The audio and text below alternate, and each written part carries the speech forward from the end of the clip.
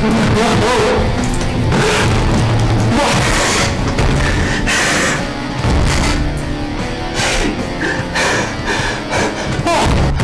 yes!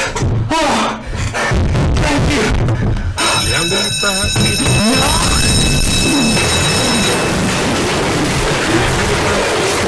Well, guys, we did it. 100 subscribers. Yeah, this video is a little late, but I just still want to thank you guys. I mean, the growth's really been insane lately. Like we're past like 100 now. I was kind of afraid that maybe, I might not get there. I might not sustain, and I'd have to, because I was thinking maybe someone might unsubscribe and just do a mild amount of tomfoolery and put me back at 99. But we're well past 100, and I just want to thank you guys once again. The growth's been insane. The support's been insane. On my end, I'm looking to upload more frequently. I do apologize. I haven't been able to do that. Some personal issues, just a few minor setbacks. I should be able to post bi-weekly. That's my goal, really.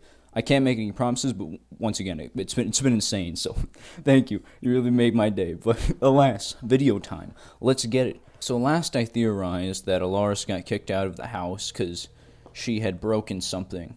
And I actually, well, turns out I might be right, as I forgot to mention, and later on in this video you'll see, but I forgot to mention there was this light bulb, just glass shattered on the ground, so something was broken. I figured it was kind of off that the house was just all dark and gloomy, like they got no power here? So yeah, just getting that out of the way. Now, moving on, if you go to the nightstand near the bed, you will actually get to the next teleport that'll get you to the second Beettsy's Place game. A humble little forest at midnight, lit up by fireflies and the moon, with a small waterfall stream in the middle of it all. Truly, truly calming and beautiful. It's enough to make a grown man cry. I'm sorry, I'm tearing up here. Maybe those are tears of despair, knowing that I have so much left to go in this myth. The description of this game is that we got it back. Whatever it is, I believe it's the flower that they are sort of praising, like some sort of sun god. Maybe there's sort of a cult going on here. I don't want to question, I don't want to get too deep into it, but what else we got here? We got, a missing poster for our good old friend Mopherius. A couple of other things, more importantly, to mention here is that there's a man who doesn't look too happy about the bees praising their little flower that they got back. So if you remember correctly, back in the very first episode of this good old myth I was covering, I had a book that I basically said, I said it would become more lore relevant later. Well, that book is actually a name of a man named Nosteric. He is described, well, not described, but in the group his role is close friends, which basically means close friends of Mopherius. And he also claims to be Mopherius's guard. Here we have him in the forest. For what reason? Maybe he's searching for Mopherius. He is missing after all, and well, I figure the guard of a person would probably go out looking for him because they're, kind of supposed to guard him, so you want to get him back as soon as possible and act like, oh, he didn't go missing. No, we totally didn't slip up. Of course, the man with white eyes is there. He's always watching. That man, he's a sly dog right there. Always in the shadows at some far corner of the map. Sometimes you may even just miss him if you're not careful enough. And then we have this bunny here. Now, I'm going to hit you with will become more lore relevant later, but it's going to come up in this episode. So, the guard of Mopherius, aka Nosteric, he's out here searching for him. He just so happened to lost his headband in the river, and yeah, this is where, that's the sort of setup I'm getting from this scene. Using this rock to climb up onto the tree stump, you will then be teleported once again to the next game in the series here. At first, there doesn't seem to be much going on this sort of island here. It's just a little rocky climb, nothing too big. Then you stumble upon what appears to be someone with a nosebleed. Then you see, my god, there's an entire war breaking out here, and everyone who is a part of Morpheus's guard is either mortally wounded or just straight up, like, dead. The description of this game is, in this fight, no one won. I beg to differ because, my god, somebody whooped ass here, okay? Somebody took all of these soldiers out, all of these guards, and I just, I beg to differ on that statement. What I think happened here is that the guard most likely located Mopherius's whereabouts, and decide, hey, let's go get a platoon out there to retrieve him, you know, it'll be quick and dirty, you know, what could go wrong? They then get absolutely flabbergasted by, be it maybe something that emerged from, I'm going to call this the menacing entrance, or maybe just the man with white eyes kicked ass, who knows. I don't think he did, because he just seemed like he took all the hits. It also should be, of course, noted that he is interacting, the man with white eyes is interacting with a beehive. I'm not exactly sure what the man with white eyes is planning to do with that hive. Hopefully nothing dirty. Hopefully he isn't planning to do something he will later on regret. It is possible, though, he could be infecting it. If you remember correctly, Beettsy's Place, the first Beettsy's Place game, there was the hallucination teleport, and if you remember, there were just bees all on the ground, sort of covered in this black ooze, this muck. Well, actually, in the description of hallucination, it says, and I quote, "You shouldn't have eaten too much honey." I don't know if I can't remember if I covered this before, but yeah, basically, it could be suggesting that that black ooze is actually honey, which, well, isn't really characteristic of honey at all. Be that as it may, though. Also, once again, I'd like to call back to the first part of this series where we opened up that first door in story time. This looks quite similar to that, except the only difference being is that, well, one, it's much bigger. I attribute that to us being sort of bee-sized in this game, rather as human-sized in story time. But two, there's a skull as the logo for this one, and in story time, it's an M. I believe personally that there are multiple doors like this. I don't think that this is the exact same door as the one in story time. This next teleport's pretty easy to spot. It's just in front of the big ol' entrance way, and it gets to this room here. It's described as her room. I want to believe this is Alara's room. There's a number of clues that suggest this. Mainly, I'd like to point the attention to the letter on the desk. It's basically explaining how she went to pick flowers at her cousin's house, and this is an obvious reference to the first Beettsy's Place once again.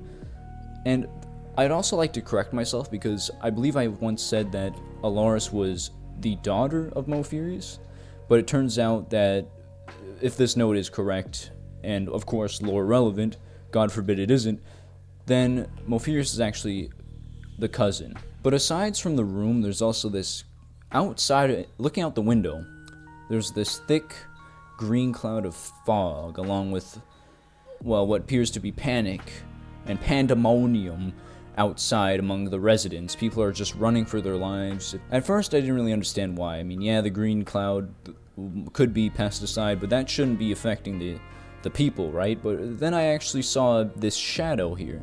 This took me a little bit of a while to realize, because I thought it was just someone running away, but it appears to be a sort of figure, like a monstrous, I don't want to say monstrous, because all I've got really going for me here is that it's got bunny ears and claws.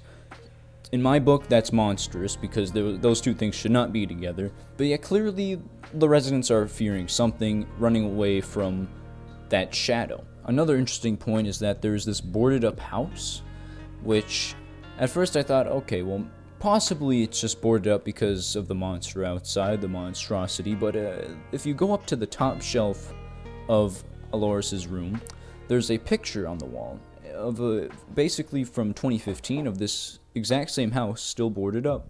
I don't know what it means, I don't know what it's suggesting. All I know is that I don't know anything. I'm just going to rapid fire through this because we have yet to get to the most important and impactful game in this sort of part. One of the actual lore fellas, Beehily, came into the game and was like, hey, I'm going to explain to you this, and that. I asked him a few questions. Basically, I asked him about the flower, the next teleport, because it basically just said this flower hasn't bloomed yet, and I thought, was there a code or something? No, it's just not ready yet. So yeah, during this attack on the town, Alaris is over at her cousin's house. So she should be safe, right? As this next game shows, not in the slightest. Because if you go to the door, I'm not sure exactly where the teleport is for this one. My bet's on the flower. Jumping on that, you'll get teleported to Chain of Illusions. We have a game that basically outlines a decent portion of the lore here. You sort of just start at the beginning of this long hallway. Where your starting location is, there's a gravestone with the name Myllers on it, and Mopherius is also there grieving the loss, sort of a loved one. But don't relax just yet. You're gonna want to start moving as soon as you get into this game, because Dolores is gonna emerge from the grave and she's gonna chase your ass down. I bet you're regretting skipping gym class now, huh? Yeah, but it is not a good time if you've got a potato PC. You will literally just load in and die instantly, because it's basically like it does damage. She does damage on contact. But if you do manage to get a successful load in and all the details come up, you will see that she has sort of a darkened black left, her left, my right arm. Looks like I was right about one thing, huh? So that sting did in fact do some damage to Dolores. If you don't remember, if you haven't watched, I basically made sort of like a theory that Dolores was, while she was picking flowers at, well, her cousin's house, Mopherius' house, she got stung by one of the infected bees, and, well, dangerous things were going to happen, and that dangerous thing was death, unfortunately. But how did this all come to happen? Well, this game has a bunch of, I would say, frames of basically lore, and it sort of brings a new light to things we've already seen. The first frame is from Beettsy's Place 1. It's basically Mopherius in his house with Dolores, who seems to be trying to fix a light bulb. I don't know why he wouldn't just do that himself. I mean, he's probably just a lazy guy or something. I don't know. But you let a kid do all the electrical work for you, of course it's going to end in disaster. She falls off, breaks the light, and from there, she's basically kicked outside to pick flowers, which is honestly probably her dream come true, since she's actually a flower enthusiast. Along with this, the man with white eyes is also in the background, peeking out or through the window. However, I don't want to say that Mopherius isn't the man with white eyes, because there's evidence pointing towards him not being and also being the man with the white eyes. But I'd like to first, let's get all the facts, and then I'll sort of start crafting a theory from there. A soldier from Mopherius' guard comes across the menacing entrance. I think this relates to the second game / third game in Beettsy's Place, where it's basically the soldiers are out in the forest trying to look for this man who has just magically gone missing. They then come across this mysterious door here, and well, that's possibly where he went. In Storytime, the original game I covered, it basically, he suggests that he goes through there, and Lord knows what happens to him after that. Beettny stands in front of a pile of bee corpses, while black ooze disperses from the beehive. Presumably what was once honey is now, well, honey you definitely shouldn't put in your coffee or whatever. What do people even do with honey anymore? I haven't had honey in like forever. But yeah, it's got a kind of, I don't know, it's a little menacing to me. This kind of gives off the vibe that they were responsible for the murder of their own people. Frame 4, doors of the menacing entrance are, which by the way have a little moss growing on them, which means some time has passed since that guard showed up. They take the bunny and say, "Hey, how you doing? You wanna join the cult?" And the bunny's like, "Well, I can't speak, so I don't have any way of defending myself from this. I'm just gonna go with it." Frame 5, it's a simple one, leafless tree. Nothing around it at first. Then you look through the crack in the glass and see that it's surrounded by white eyes. I don't think this is lore relevant, more just game relevant, where it's setting up like, hey, if you look through the cracks in the frames, you can actually see different stuff. So good old monster bunny here. Yeah, that's kind of what happened when you get sucked. That's kind of what happens here. And I believe this is the thing that was terrorizing the town. And also, this is purely circumstantial, but it could be that this was the thing that sort of killed and massacred basically the Mopherius' guard. I mean, if you looked at the wounds, they were all kind of like puncture wounds.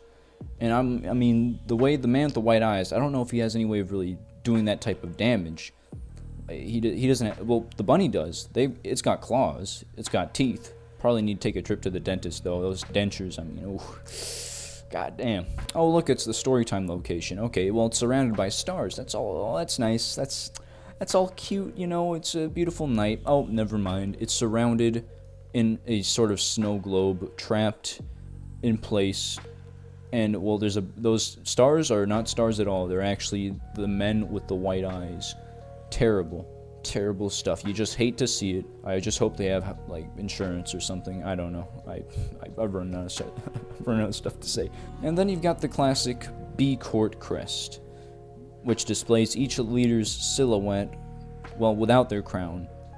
And basically the text above says only one rules. Also relating to this, I'd like to relay something that B Healy told me in game, which is basically that the green is run by Beatrice, the yellow, the regular, just certified classic yellow color is run by Beettsy, and then pink belongs to a bee that's gone completely missing. Like, they just vanished. They said, alright, well, I'm done with this leadership stuff. Time to just skedaddle or fly off. Whatever bees do when they, like, desert their colony. I don't know. You may think this is all. You may think, wow, we've finally done it. 3 parts in, we're finally done. We can go home now. We can see our families.